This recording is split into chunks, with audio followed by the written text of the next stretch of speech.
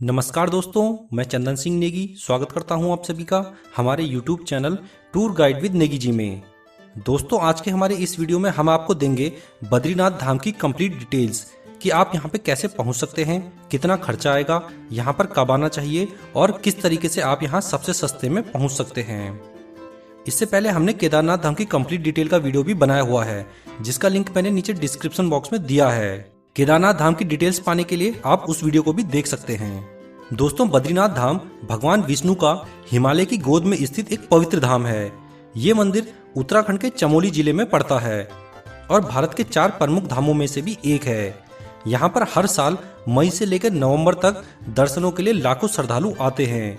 क्योंकि सर्दियों में यहाँ काफी ज्यादा बर्फ गिरती है, इसलिए सर्दियों में यहाँ के कपाट बंद रहते हैं। तो अगर आप भी बद्रीनाथ धाम की यात्रा पर आना चाहते हैं तो इसके लिए सबसे पहले आपको आना होगा हरिद्वार, और या तो आप ऋषिकेश भी आ सकते हैं और देहरादून भी आ सकते हैं।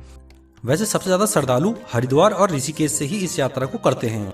हरिद्वार और ऋषिकेश तक आप बस और ट्रेन दोनों से ही पहुंच सकते हैं। दोनों की ही सुविधा यहाँ तक उपलब्ध है। और अगर आप फ्लाइट से आना चाहते हैं तो इसका जो सबसे निकटतम हवाई अड्डा है वो है देहरादून का जॉली ग्रांट हवाई अड्डा। ये हवाई अड्डा ऋषिकेश से 26 किलोमीटर दूर है। अब बात करते हैं कि हरिद्वार से सबसे सस्ते में आप कैसे बद्रीनाथ पहुंच सकते हैं। तो यहाँ से बद्रीनाथ जाने का सबसे सस्ता साधन है बस से। हरिद्वार से सरकारी और प्राइवेट दोनों तरह की बसें चलती हैं। हरिद्वार से बद्रीनाथ धाम की दूरी 315 किलोमीटर है। ये दूरी बस से तय करने में 10 से 12 घंटे का समय लग जाता है। आप चाहें तो ऋषिकेश से भी इस यात्रा को कर सकते हैं, यहाँ से भी बसें चलती रहती हैं। ऋषिकेश से बद्रीनाथ की दूरी 295 किलोमीटर है। अब बात की जाएगा किराए की, तो हरिद्वार से बद्रीनाथ धाम का किराया 550 रुपये है। आप बस स्टैंड से टिकट एक दिन पहले ही ले लीजिए ताकि अगले दिन आप आसानी से अपनी यात्रा को शुरू कर सकें। या फिर आप हरिद्वार बस स्टैंड के बाहर कई सारी ट्रैवल एजेंसी हैं, उनसे भी टिकट ले सकते हैं। अगर आपको डायरेक्ट बद्रीनाथ के लिए बस नहीं मिलती है तो जोशीमठ तक की बस आप पकड़ सकते हैं। जोशीमठ से बद्रीनाथ की दूरी मात्र 45 किलोमीटर है, क्योंकि बहुत सी बसें केवल जोशीमठ तक ही जाती हैं। इसके बाद जोशीमठ से आप बद्रीनाथ की दूरी टैक्सी से पूरी कर सकते हैं। जोशीमठ से बद्रीनाथ का जो किराया है टैक्सियों का, वो लगभग 100 रुपये एक आदमी का रहता है। बस के अलावा अगर आप टैक्सी से आना चाहते हैं तो आप यहाँ से टैक्सी से भी जा सकते हैं। अगर आप फैमिली के साथ आए हैं या 4-5 आप दोस्त हैं तो आप यहाँ से टैक्सी पे भी जा सकते हैं, जिसका किराया 6000 रुपये से 7000 रुपये तक का रहता है। और टैक्सी भी आपको हरिद्वार रेलवे स्टेशन के बाहर जो ट्रैवल एजेंसियां होती हैं वहां से मिल जाएंगी, और नहीं तो डायरेक्ट ही आप हरिद्वार रेलवे स्टेशन के बाहर जो टैक्सी वाले होते हैं उनसे बात करके टैक्सी बुक करा सकते हैं। बद्रीनाथ धाम तक पहुंचने के लिए डायरेक्ट ही बस की सुविधा है, यानी कि यहाँ पे पैदल चढ़ाई बहुत ही कम है, ना के बराबर है। तो इसके बाद आप हरिद्वार से निकल जाइए सीधे बद्रीनाथ को, और 8-10 घंटे के बाद जब आप बद्रीनाथ पहुंच जाएंगे तो इसके बाद यहाँ पर आप रात को आराम कर सकते हैं। आराम करने के लिए यहाँ पर होटल्स, आश्रम और डॉर्मेट्री की सुविधा उपलब्ध है। आश्रम में रूम आपको लगभग 200 रुपये तक का मिल जाएगा। अगर आप सस्ते बजट में रुकना चाहते हैं तो डॉर्मेट्री भी ले सकते हैं। डॉर्मेट्री का किराया यहाँ पे 100 रुपये एक पर्सन का रहता है। अगर आप सिंगल ट्रैवलिंग कर रहे हैं तो उसके लिए ये बहुत ही सही है। इसके अलावा आप यहाँ पर प्राइवेट होटल्स में भी रुक सकते हैं, जिसका चार्जेस 500 रुपये से लेकर के 5000 रुपये तक का रहता है।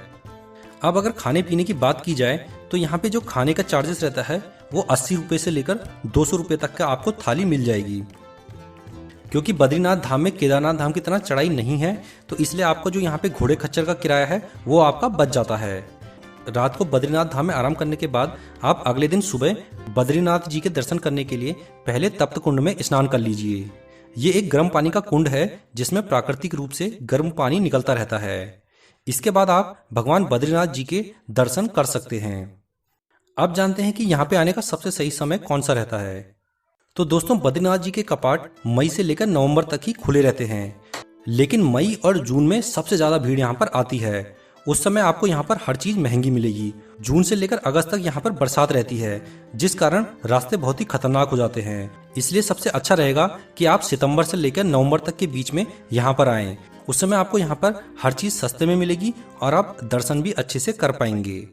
अब बात करते हैं कि कितने दिन में ये यात्रा पूरी हो जाएगी।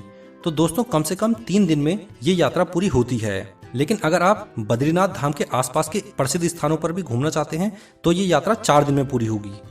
एक दिन हरिद्वार से बद्रीनाथ जाने में, दूसरा दिन यहाँ पे दर्शन करके उसके आसपास घूमने में, और तीसरे दिन वापस हरिद्वार आने में। तो इस तरह से 3 दिन में ये यात्रा पूरी हो सकती है। बद्रीनाथ धाम के पास ही एक प्रसिद्ध माना गांव भी है, जो कि भारत का आखिरी गांव है। यहाँ के बाद चीन की सीमा लग जाती है। इसके अलावा आप व्यास गुफा और गणेश गुफा में भी घूम सकते हैं और यहाँ पर आप भीम पुल के भी दर्शन कर सकते हैं, जो भीम द्वारा सरस्वती नदी पर बनाया गया था। जब पांडव लोग स्वर्ग की यात्रा पे जा रहे थे तो उस समय सरस्वती नदी पर भीम द्वारा इस पुल को बनाया गया था। तो अगर आप इन जगहों पे भी घूमते हैं तो आपको इस यात्रा को करने में 4 दिन लग जाएंगे। अब अगर बात की जाए कि हरिद्वार से बद्रीनाथ जाने में कितना खर्चा लग जाता है, तो हरिद्वार से बद्रीनाथ जाने में लगभग 3 से 4 हज़ार रुपये का खर्चा आ जाएगा एक आदमी का।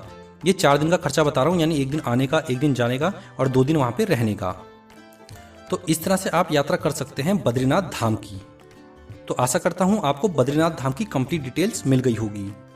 इसके अलावा अगर आप किसी प्रकार की जानकारी चाहते हैं तो आप हमें नीचे कमेंट बॉक्स में पूछ सकते हैं। हमारा आज का ये वीडियो आप लोगों को कैसा लगा आप हमें जरूर बताना। हमारे वीडियो आप लोगों को पसंद आया हो तो हमारे इस वीडियो को लाइक कीजिए और इसे अधिक से अधिक शेयर भी कीजिए। अगर आप हमारे चैनल पर पहली बार आए हैं तो हमारे चैनल को सब्सक्राइब करना बिल्कुल ना भूलें। हम अपने इस चैनल पर ऐसी ही जानकारियां देते रहते हैं। इसके बाद हम मिलेंगे अपने नेक्स्ट वीडियो में। तब तक के लिए धन्यवाद। जय हिंद।